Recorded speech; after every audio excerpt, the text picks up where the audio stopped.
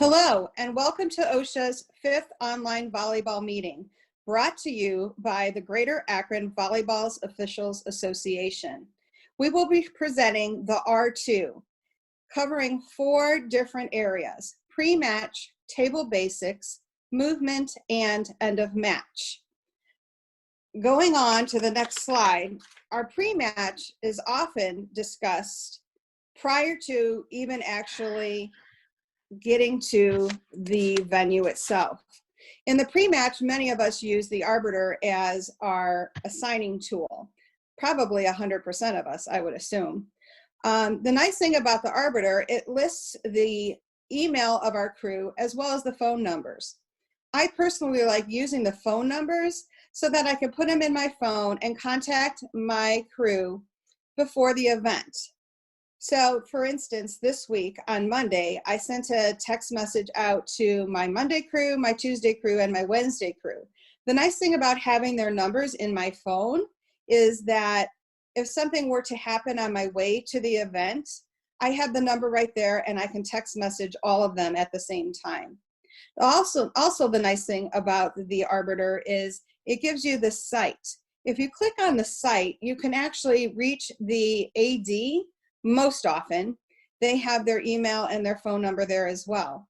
I prefer to email my AD, although it seems that this year, many of them are emailing us prior to the matches just because there's a certain door we need to go in or what their protocol is going to be for that match that day. I know many of us have to go through temperature checks, and I'd like for them to have our whole crew come in together, which is another nice thing about having to text the crew and say, okay, let's walk in together, so they're not having to do family members or teammates. They can just do the whole crew at one time. So moving on to our next slide, I pretty much said that we're going to arrive before, just go back. We're going to arrive at least 30 minutes before the scheduled time. If you're running late, which has happened to me this week, it's nice to know that your partner will be showing up, but possibly a little late. Also, you can discuss the best place to park. Many times, as I had said, there's a different entrance to use that sometimes we're not often aware of. And then, of course, as I said, I always wear pants. So, of course, I'd like my whole crew to wear pants. So moving on. When you get to the site, it's always nice to check in with the staff. Many of us know that when you arrive, they have our contracts right there for us to sign, so that's always nice. There isn't necessarily nowadays a secure place to meet, but please take the time to introduce yourself to your crew, discuss what exactly you're expecting of your crew, and then take a look at the site and in fact, the scorer's table and its location, make sure they have enough room, that they're social distancing. I'm also noticing that some of the sites that I'm actually attending don't all have the sanitizer on the table. So you might want to bring your own, or just ask if maybe they have forgotten it, that it's there that can be used. Also check for towels to wipe the floor. It often seems that we're looking for a towel and it's not at the table, but we're looking during the match and it's just slowing up the match. And we don't want to do that. We don't want to take the match out of the hands of the players. Let them wipe up and move on and not waste 2 or 3 minutes looking for a towel to do so. So arrival at the site continued. Onto our next slide. Once you arrive, your whole crew or your R1 and R2 can go ahead and take a look around the gym. Discuss some issues that might be prevalent, like backboards, how you're going to use them, whatever the issues are above our heads, being baskets, or sometimes the net for the softball team to practice hitting. You also want to check for the obvious. Do we have continuous lines? Is there matting in front of the benches and on the ref stand? If there's hidden areas and pockets that you're going to be playing or not playing. And make sure you discuss that with your line judges so they know where, and if they need to call something that's out or coming to rest, they don't need to call. It's just nice to have everyone involved with everything that's going on in your match. Our next slide discusses the R1's review and expectations for the line judges. So even though this isn't an R2 thing necessarily, but just discuss with your line judges the eye contact that they need to do. Discuss where you want them to move to on certain plays. If you want them down the line, if you want them at the end line.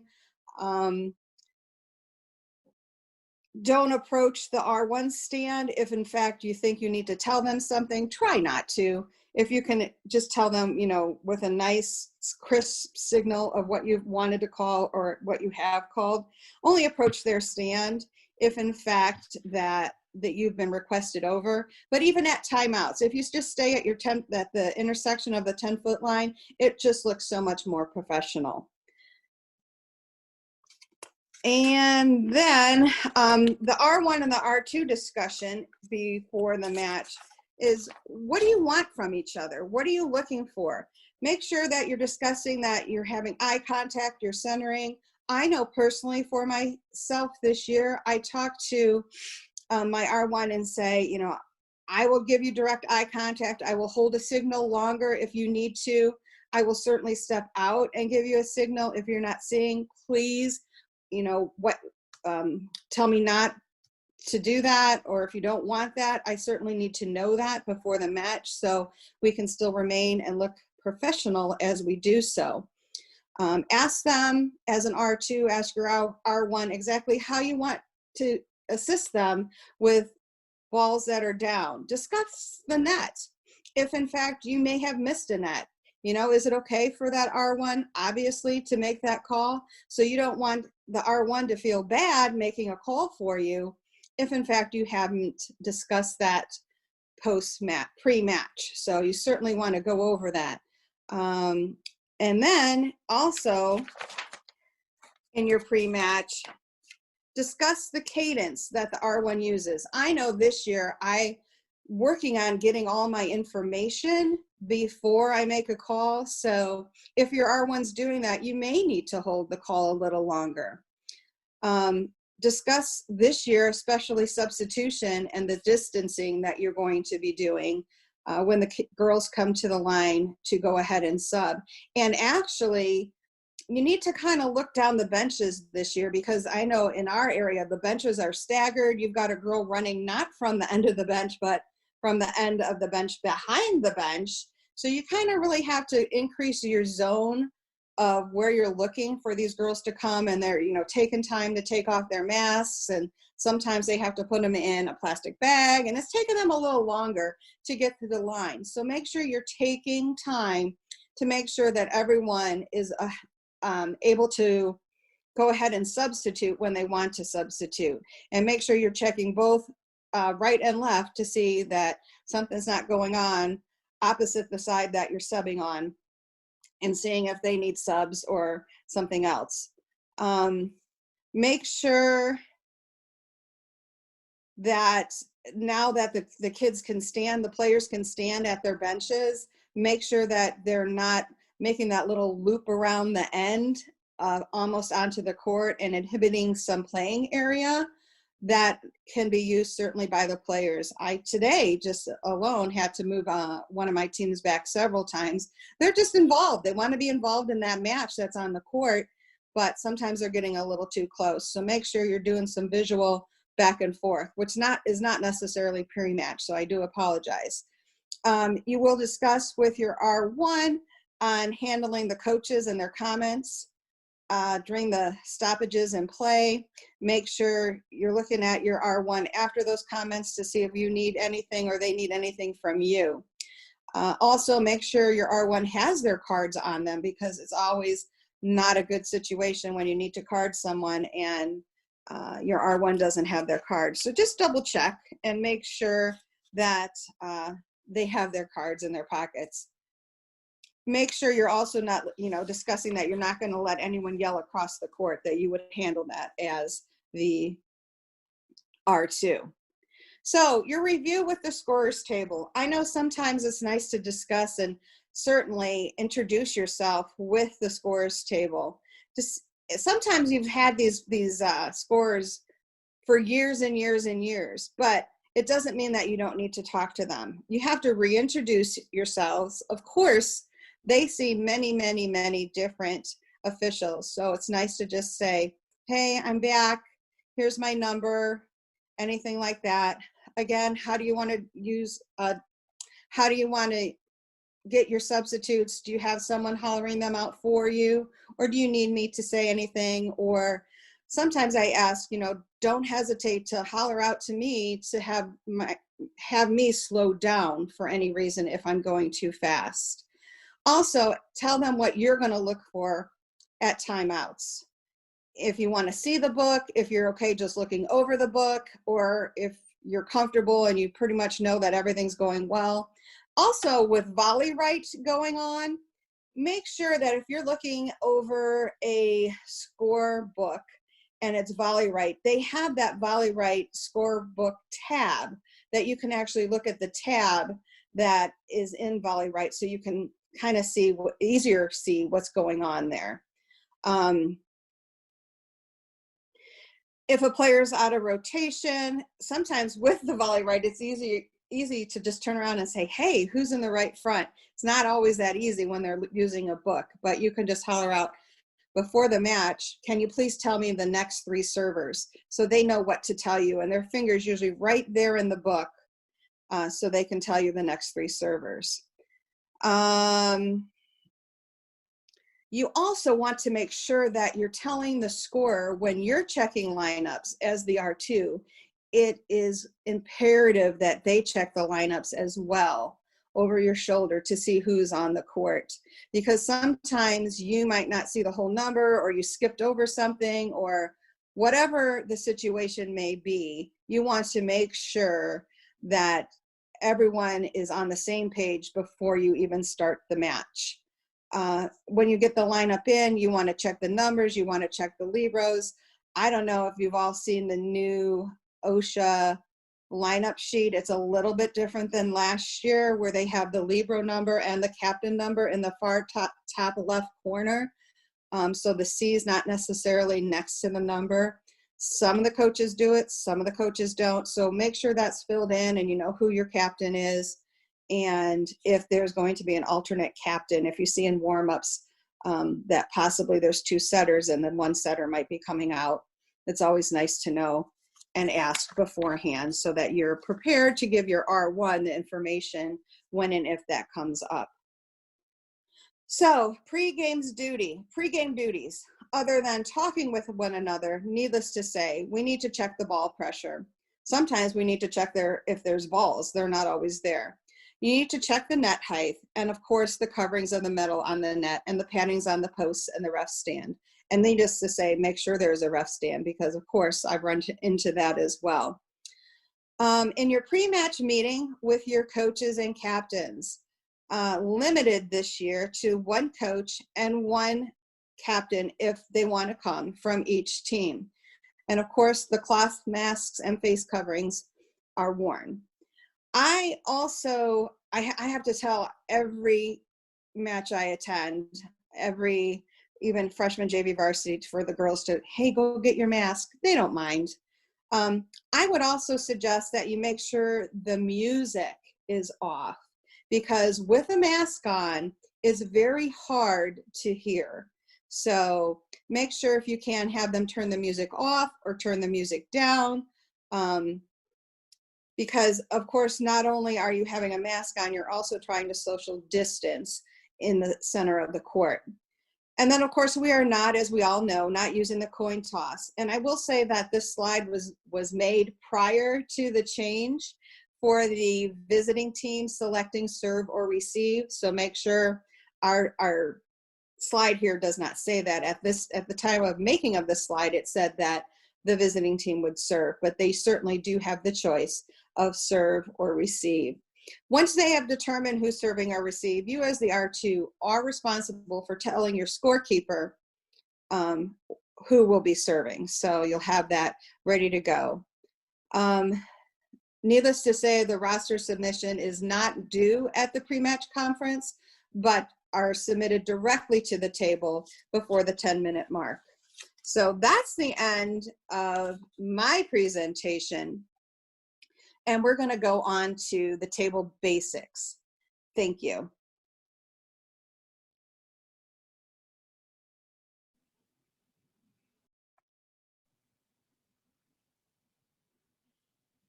Okay, my name is Jean Pollock, and I am going to cover table basics. The scorer sits at the table between the timer and the LIBERO tracker. They should report to the R2 20 minutes before the matches to start. The official scorebook is provided by the host school. The rosters from the R2 will go to the table. They're talking about the pre-match conference. Of course, with COVID-19, this is being suspended, and the coaches will submit the rosters directly to the table before the 10-minute mark. You may find, too, that the roster from the visiting team will turn it into their visiting book, which may not be at the table. So maybe check that, because they may not be sharing that with the table, and you need to kind of make sure both books are getting the information and kind of trade them off. Opponents are not permitted to see the lineups of the opposing teams. The LIBERO must be tracked in the scorebook if one is being used. Continuing with the scorer, in the scorebook, they should use different colored pens for each round in the set. The scorers I've had, especially if they're have been doing this for a while, have their own routine, have their own pens, or the way that they do it, and do a very good job. So everyone's going to do it a little bit differently. They should record the start time at the beckon of the first serve, mark the appropriate number in the scoring section, and keep the running score. Mark appropriate symbol for loss of rally, replay, reserve, timeouts, and substitutions. At the end of the set, record the final score. The R2 should confirm the end of the set by initialing the score sheet. A triangle also needs to go where the LIBERO serves. Record timeouts and who took them. In the comments section, this is used to record unnecessarily delayed cards, and those stay for the set. Also is recorded unsporting conduct. Now this stays for the entire match. Concussions, disqualifications, uniform and equipment violations, redesignation of the LIBERO, and exceptional sub.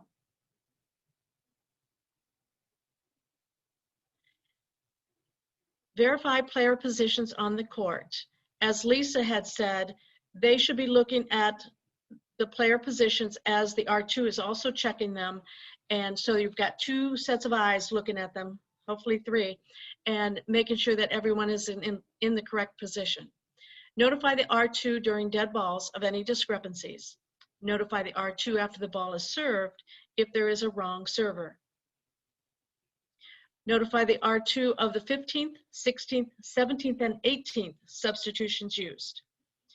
R1 will initial, this says the R1 will initial the official score sheet after the match. That really should be the R2. Scorer will sign the book after the match.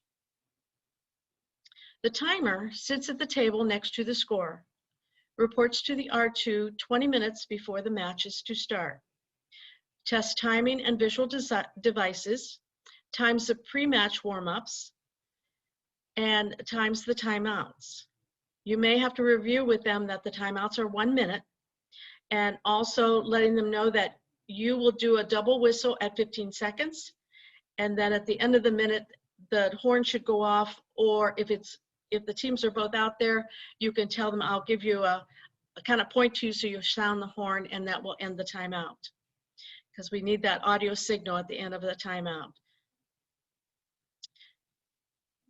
The timer will also time injury timeouts, which is 30 seconds. They prefer to use a watch, not the scoreboard, and notify the R2 when the time has expired. The time between the sets is 3 minutes. The R2 will double whistle at 2 minutes and 45 seconds, and then the timer will sound the horn at 3 minutes. During the deciding set, the R2 will tell the timer when to start the clock. The scorer will tell the timer when to put team points on the scoreboard, and they should since they're sitting next to each other, they should constantly be going over the score and saying, okay, you've got the right score, you have this, you have that. And especially at timeouts, the R2 should be going, okay, you have this score, you have this score, and conferring with both of the books and the timer. Verbally verify the score with all the people involved. So the timer gives an audio sign when the score indicates improper server, any other problems that need attention of the R2 or R1. The audio signal shall not be used during play or after R1 beckons for serve. If the timing mechanism on the scoreboard malfunctions or one is not available, be ready to time the timeouts and intermissions with a stopwatch. The LIBERO tracker is provided by the host school. Unless they don't use a LIBERO, then the visiting school must supply one if they are using a LIBERO. They will sit at the officials table next to the scorer. They report to the R2 20 minutes before the matches to start, and they will track all LIBERO replacements and substitutions. There is unlimited LIBERO replacements. There are 18 substitutions per set.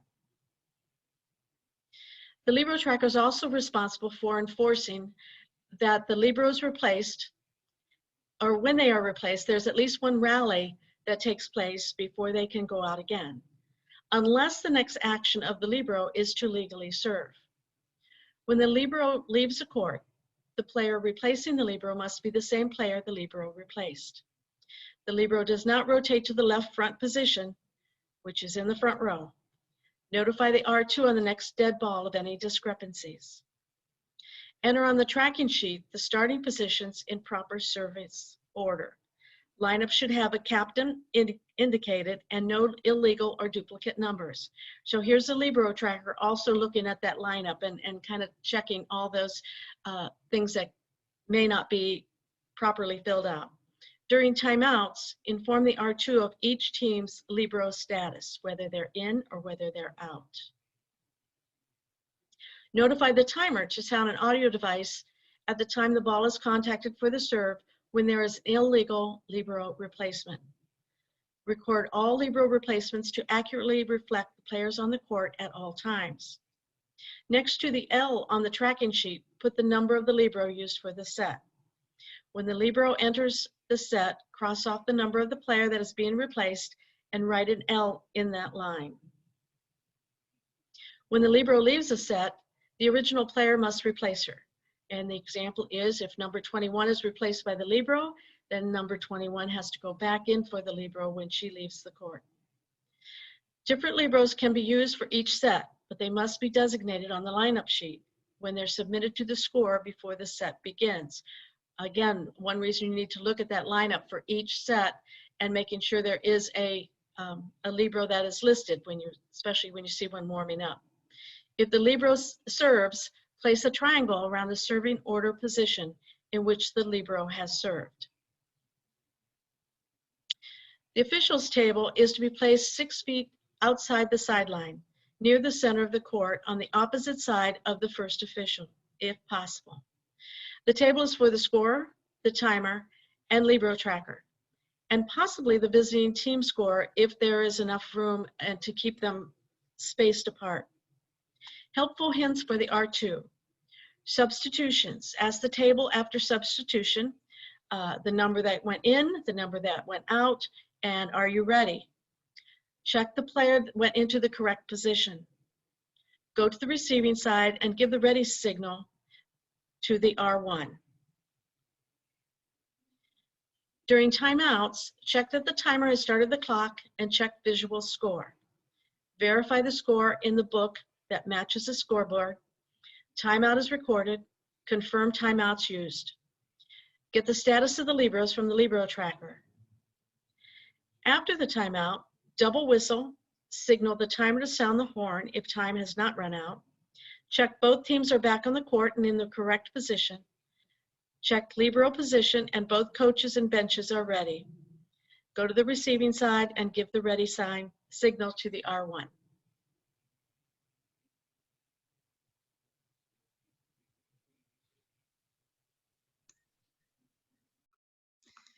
Next, we will move on to the R2 movement.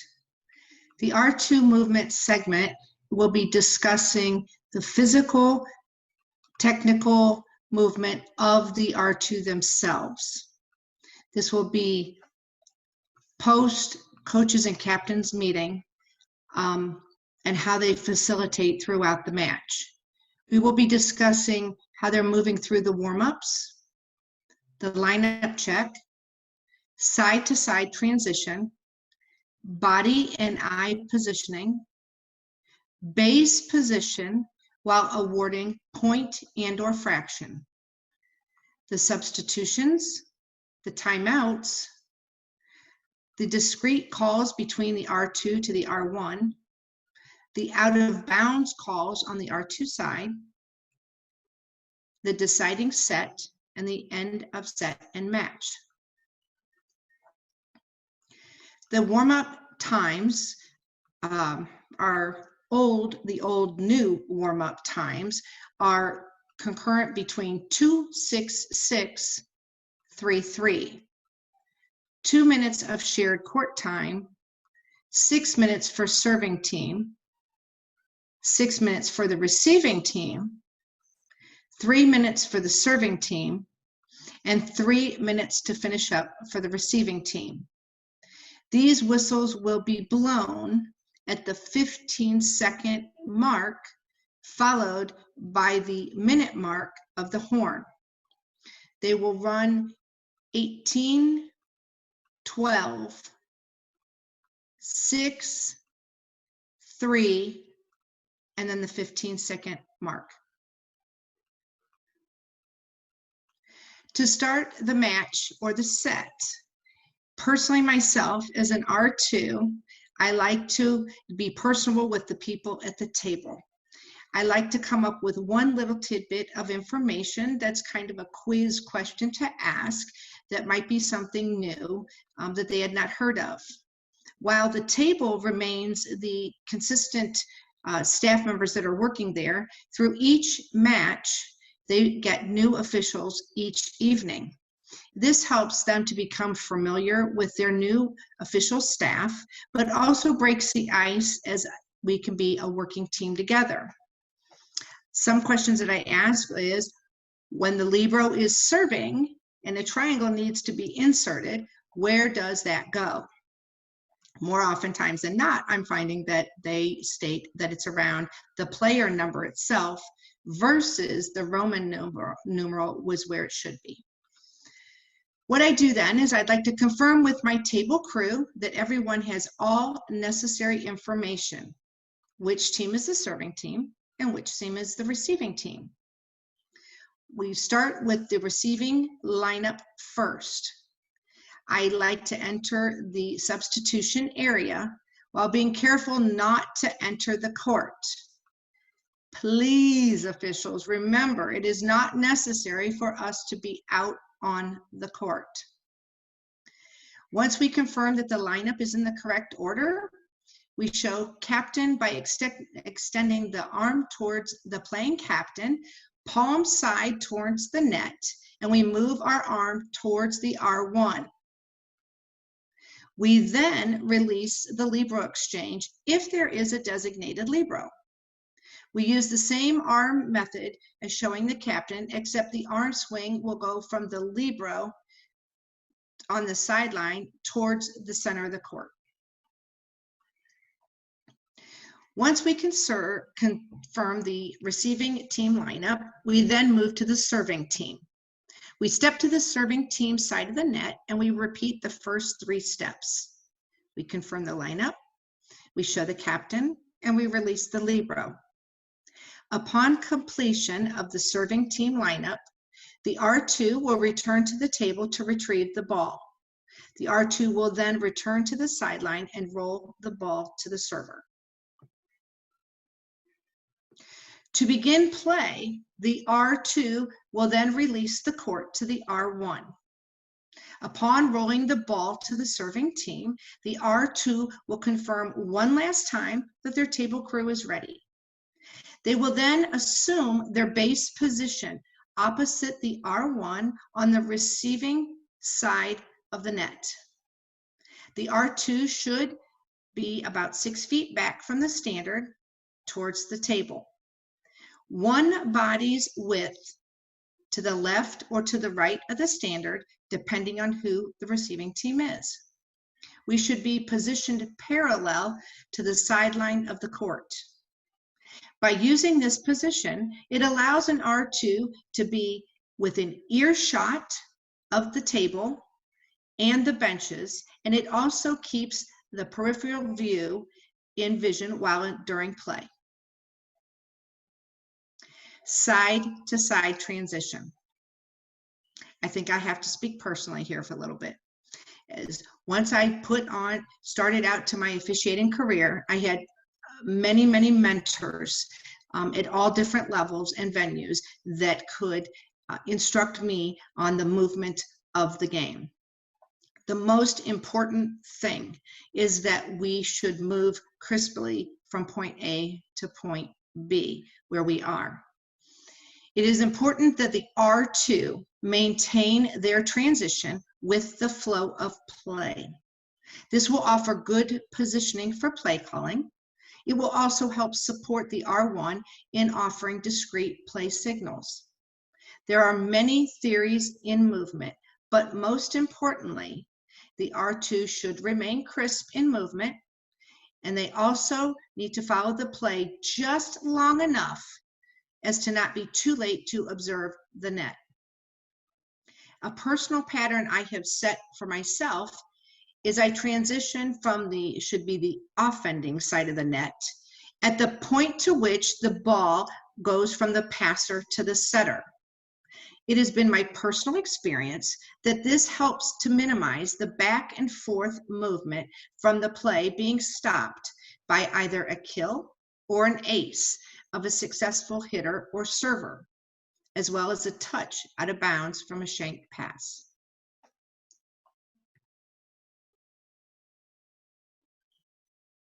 Transition and tempo.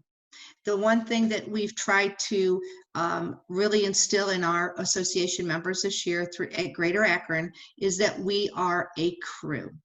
The R1, the R2, and the line judges. Transition and tempo is set mainly by the R2 because it is the bridge between the table and the court to the R1. As the R2 sets and maintains their rally transitions, they should also be working at maintaining a signal tempo with the R1. Once a tempo is acquired by the officiating team, this will better serve the match tempo in play calling, serving count, substitutions, and timeouts. Body movement by officials as a crew should be synchronized in their movements to help the overall match run smoothly and stay on track. R2 body and eye positioning during play. While maintaining one body's width away from the standard during play, the R2 should also assume a 1-2-3 eye checkpoint of the net. The R2 should be set in their base position on the defending side of the net to number 1, monitor a setter who is tracking a pass towards the net. 2, a player who engages in an attacker approach towards the net. 3, the players on the defensive side of the net while anticipating the play. Once the R2 is set and observing the play, the R2 should track the center line, the net, and the top tape of the net.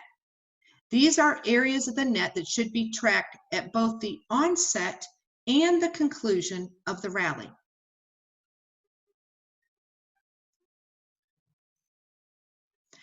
R2 position while awarding the point.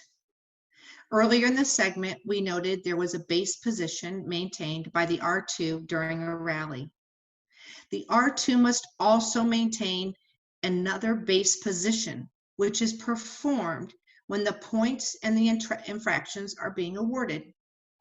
Once a team has run the rally, the R2 will step out one more step past the rally base position on the losing side of the net and mimic the R1 in signaling point and fault.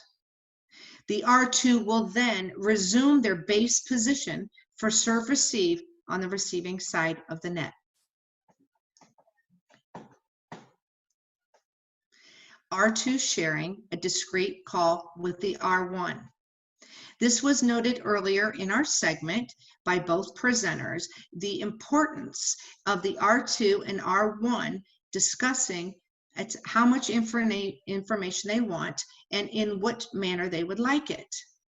During the rally, there are some instances where the R1 may not have good vision to gather all information needed to make a correct call.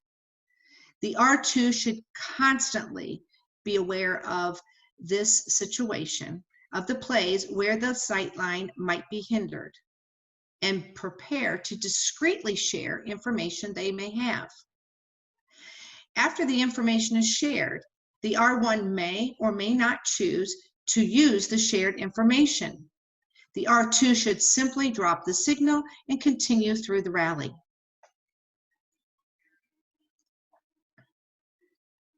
R2 substitution movement. Again, this needs to be crisp and clear. Once a player is observed entering the substitution zone, the R2 will signal to the R1 with a double tweet of their whistle. With bent arms, roll with hands in a closed fist.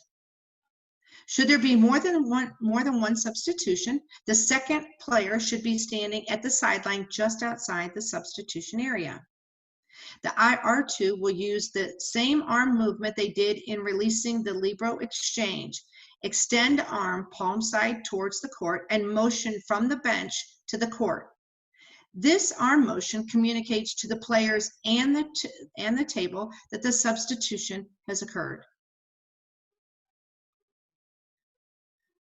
R2 timeout movements.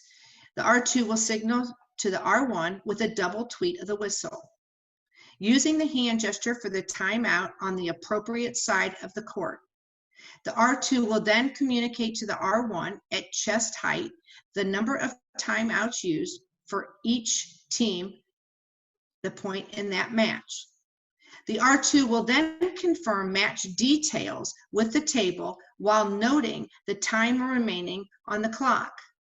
Once the clock hits 15 seconds left, the R2 will then double tweet as the warning whistle.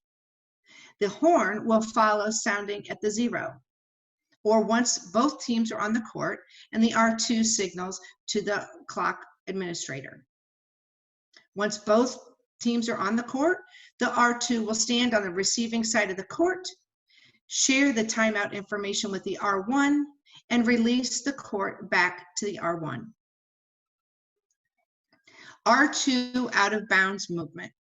This is a newer signal for us officials. I think sometimes that the communication between the R2 and the R1 is very important as we work ourselves through this process. When a ball travels out of bounds on the R2 side of the net, the R2 will blow their whistle. The R2 will then signal out of bounds. The R2 allows the R1 to motion the out of bounds and award the point.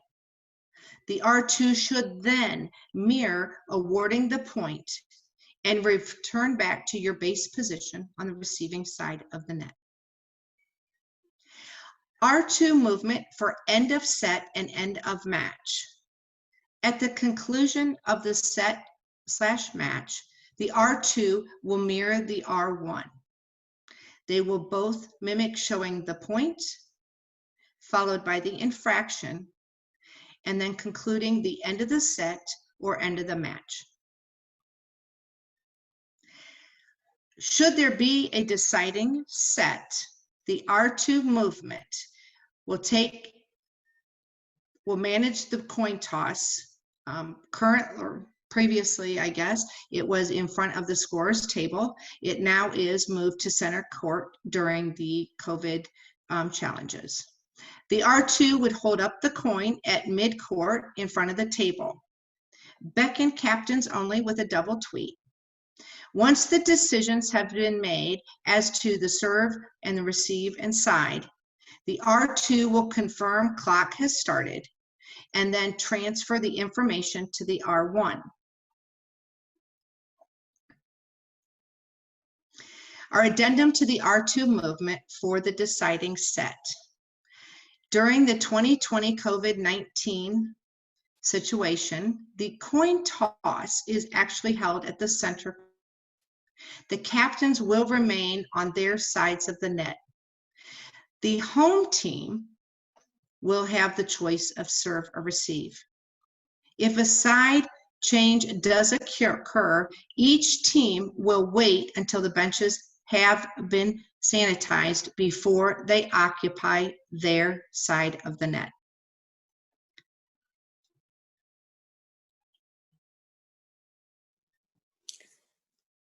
End of match. Hello, this is Lisa Bowers. I'm back with the end of match. We're going to go over the end of match signals. Refer to the pictures later as to what motions the R2 should be mirroring from the R1 to end the match. Signal for the final infraction and point. Signal the end of match. Signal the teams together for final congratulations. And I guess in 2020 with the COVID situation, athletes should be sent to their benches then rather to the middle of the court. This is to keep social distancing rules as best as possible in this situation. As we've all seen, they're usually just waving at one another and hollering thank you. The end of match responsibilities. Verify, sign the book, and thank the table. After match discussion, be respectful. Listen to critiques from the R1 without prejudice. Add comments with the R1 to line judges. Clean up after yourselves and be respectful of the facility. Example of the book. As we all know what the book looks like. Team A serves and wins game point. The end time of the game is 8:02 p.m. as you can see in this slide. Make sure you look over the book to verify the information presented. Scores for both home and away. R2, make sure to initial the score. You may include your referee number to be courteous. I usually give the scorekeeper my number and name before the match, so it's already in the book, and then I can just look over and initial the book. Check to make sure that any red or yellow cards given during the match have been properly noted within the notes section of the match within the book. I have also noticed that many books are not necessarily leaving room for a comment section, so make sure it's listed there on the bottom of the scorebook so that it is visible.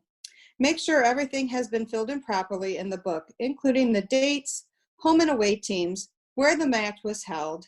These should have been done before the start of the match. The 2020 COVID-19 update, this year there will only be one home book at the table as social distancing needs to be considered. Some event centers will give you room for the visiting scorebook. Avoid discussions with coaches and fans. Finish duties and leave the area to go home to the post-match or to the post-match conference. Of course, the coach post-match conference can be done right there, can be done outside the facility, or even in an email after the match. Your post-match conference, the following are an example of what could be said during a post-match conference. From an R1 to you as an R2, make sure you are showing clear, proper signs and mirroring. Make sure to be clearly on the receiving side before the serve, etc. And of course, eye centering is always good. Confer with the R1 as to what you may want to discuss with the line judges. Examples may be to make sure their movements are quick, accurate, and with authority. Remember that you are there to show support as well as to listen. And of course, our 2020 COVID-19 update, there should not be a post-match conference as it goes against social distancing guidelines. Again, you can move that outside or in an email after the match. Final thoughts. Know your responsibilities. Make it key that you are there as a professional and you're working as a team. Assist your partner and crew. Be in position. Set a goal to be a great referee. A good R2 is like a good waiter. They have what you need when you need it. And thank you. I'm going to turn this back over to Lisa Fauser for some closing statements from our association. Thank you.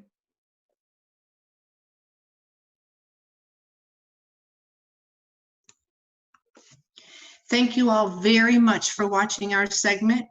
We have appreciated all the efforts of the officials and associations that have participated in it. We are very grateful for the state staff that has supported the officials as people throughout these challenges. And we look forward to hopefully finishing the rest of this season and making it a safe, great place for all of these kiddos to succeed. We thank you for watching, and we hope you have a great season.